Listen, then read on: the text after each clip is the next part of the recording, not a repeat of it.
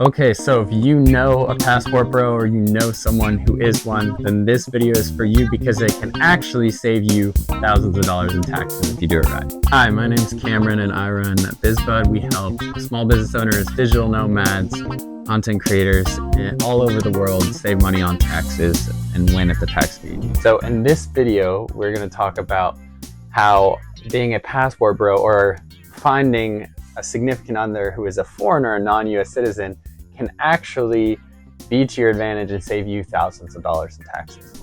So one, if you don't know what a passport bro is, it is basically someone who has an affinity for foreign girls. Typically it's guys, but it can be girls who like foreign men. And so they seek out and use their passport to go abroad to find love, essentially.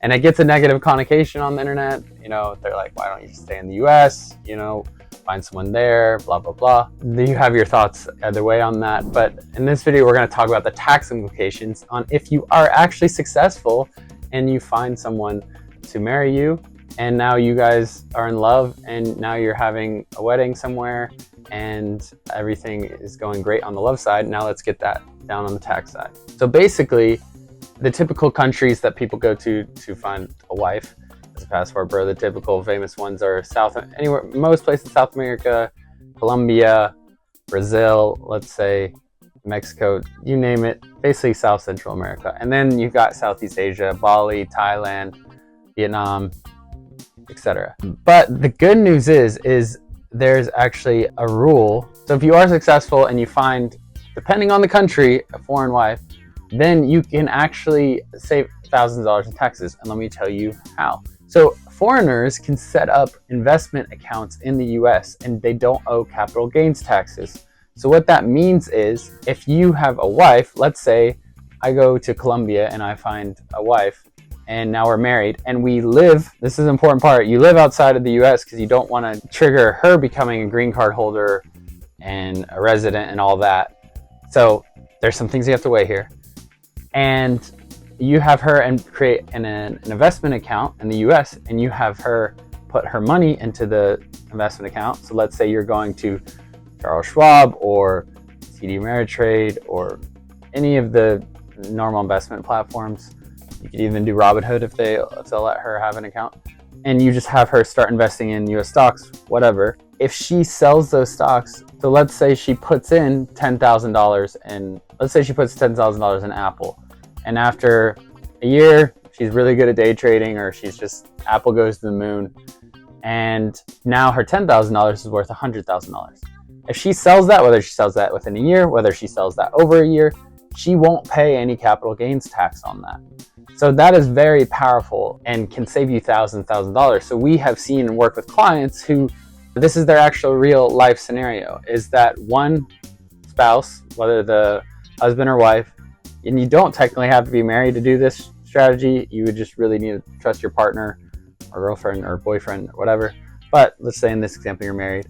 And you could also just do it with a friend as well. And let's say you're married and you live in Colombia, or let's say you live in Thailand. In these countries, let's go Thailand, Colombia, Brazil, a little bit, they don't tax your worldwide income. So what that means is that if your spouse or partner invests money into the account, let's say $10,000, and whatever stock they chose, or crypto account, whatever, it goes to the moon and they sell it, they're not going to pay any tax in the US on that because they're a foreigner. Now, if they transfer that money out into their bank account in whatever country they're in, okay, they might owe some tax. But you need to check the rules of the country you're in. Colombia is a little different. So let's say in Colombia, you're living in Medellin or something, and you're living somewhere in Colombia, and your spouse is in Colombia or your partner's in Colombia, and you have them create a US investment account and it goes to the moon. They sell that stock. Don't have them bring it back into Colombia because Colombia is going to tax it. Just keep it in the US, have her spend it from that account, and just use it from that account, and you won't have to pay any tax. If you're a foreigner investing in the US, it's a very powerful tool. Now, one thing you should be aware of is if you do die or that person dies, the beneficiaries of that, they can withhold tax, or the estate tax is the threshold's low. So basically, if you have $60,000 or less in assets, you don't pay estate tax. But if it's above that, then the estate tax can be very high, 30–40% sometimes. So you want to make sure there's ways around that. Basically, you can open up the investment account in a C Corp or something, a business structure to get around that. But that's more planning and more detailed. But in this video, we want to really nail down the point that you don't pay capital gains tax as a foreigner if you invest in the US. So what that being said, if you are watching this video or you know someone who's married to a foreigner or dating a foreigner, send this to them and maybe start thinking about opening up an investment account. If you want help with the details to those things you have to follow, you can message us and reach out to us so that you do it correctly. Another thing to point out though is that you want to make sure the home country they're from doesn't tax their worldwide income, because otherwise the strategy doesn't really work.